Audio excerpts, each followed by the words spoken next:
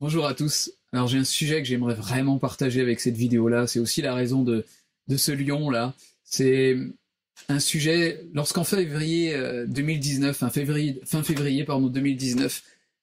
j'ai vu Jésus comme je l'ai jamais vu. La veille, j'étais vraiment aux enfers du découragement, de la désillusion, du doute concernant sa personne. Ça m'était jamais arrivé aussi profondément depuis ma conversion en 2005. Mais là, ça a été vraiment pour moi un moment de ma vie et de ma relation avec lui où j'avais besoin vital de le rencontrer d'une manière dont je l'avais encore jamais rencontré. Le lendemain, Jésus m'a vraiment fait grâce de le rencontrer. Une de ces paroles qu'il m'a dites n'est pas un sujet de fierté, mais plutôt un vrai sujet d'humilité pour moi, mais que je tiens à partager parce que je crois vraiment qu'on vit dans des saisons, dans une génération où tous les vents de doctrine peuvent tellement nous éloigner de la simplicité de Jésus-Christ. Et une de ces paroles pour moi a été malheureusement d'avoir quitté ce premier amour concernant Jésus. Et même si c'était si tendre, si affectueux, si profond, où je sentais mon être sondé de part en part, et avec aucune once de condamnation et d'accusation, et ces paroles étaient tranchantes. Et celle-ci de pouvoir me dire avec tout son amour, mais en même temps sa manière de pouvoir être terriblement tranchant, de pouvoir me dire que j'avais quitté mon premier amour. Et pour moi, ça a été un vrai réajustement dans ma relation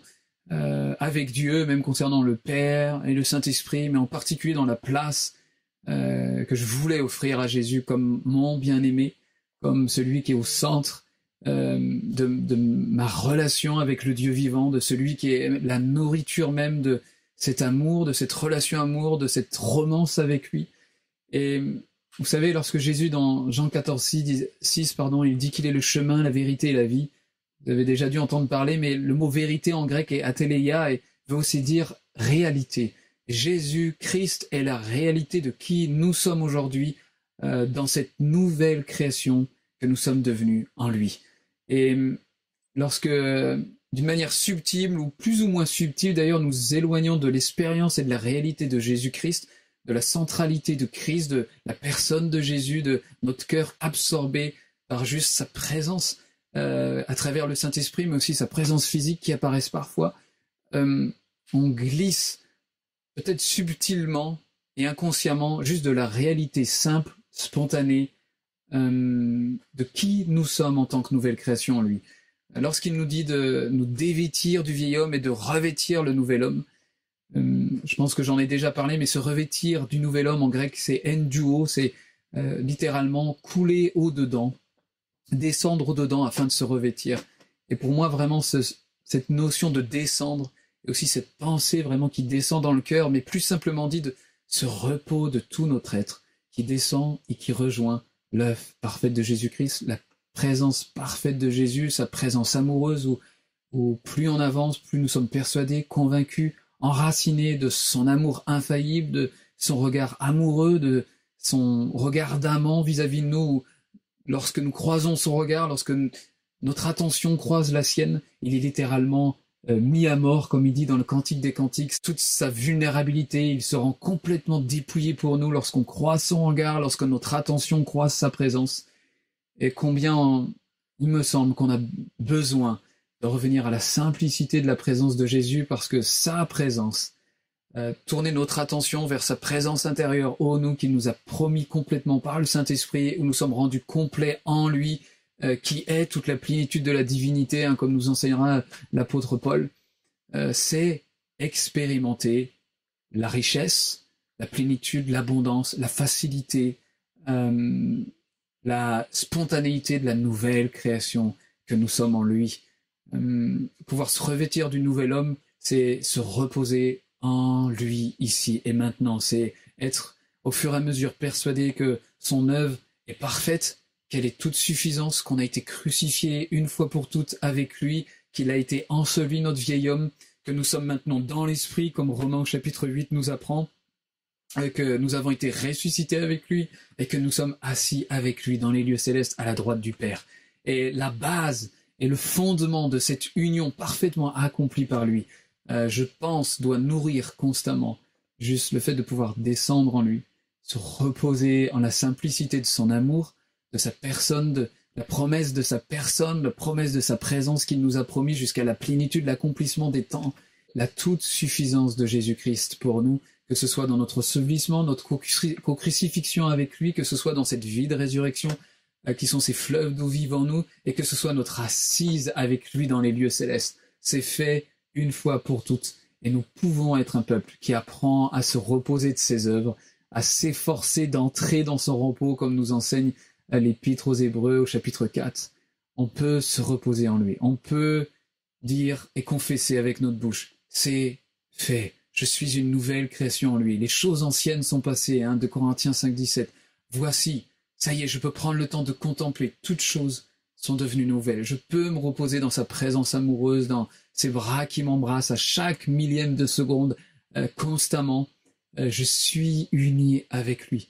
Le nouvel homme, l'homme céleste que je suis sur terre, est le repos de ma communion avec Jésus, où les cieux sont ici et maintenant sur terre, juste avec les yeux grands ouverts, avec les présences angéliques qui sont autour de nous, juste les cieux ici et maintenant,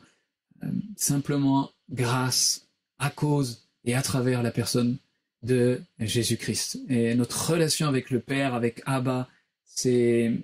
miséricordes, son accueil bienveillant, sa complète approbation sur qui nous sommes et sur notre cheminement, sur notre chemin en Jésus-Christ est une expérience qui est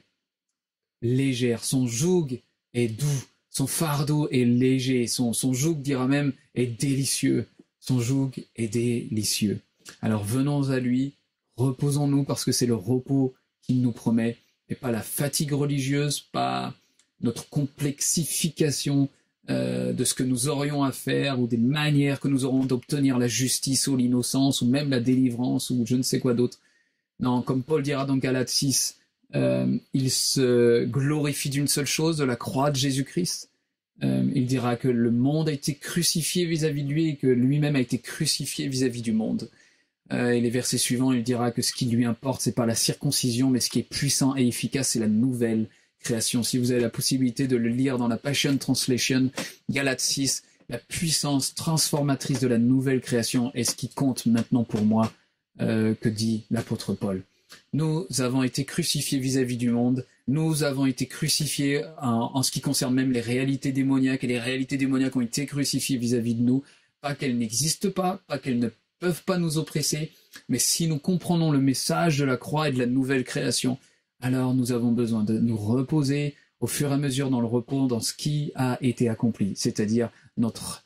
co-crucifixion, d'être enveloppé complètement dans la mort de Jésus-Christ et d'être enveloppé complètement dans sa résurrection et dans son ascension en tant qu'un nouvel homme où l'emprise démoniaque ne peut avoir aucune touche sur nos vies. Et on a tellement besoin de revenir au message simple, il me semble, de la confiance, du repos et de la persuasion, de la foi, de qui nous sommes en Christ et qui il est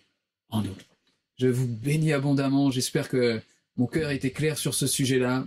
Relisez, si vous avez le temps, Galates 6, même Jean 4 avec la Samaritaine. Oh, Jésus, comme dira la Samaritaine, mais si tu réalisais le don que Dieu veut te donner et qui j'étais. Jésus est le centre de notre expérience des eaux vives qui jaillissent au-dedans de nous et de la réalité du nouvel homme que nous sommes dans cette communion avec lui. Soyez abondamment bénis et à très bientôt.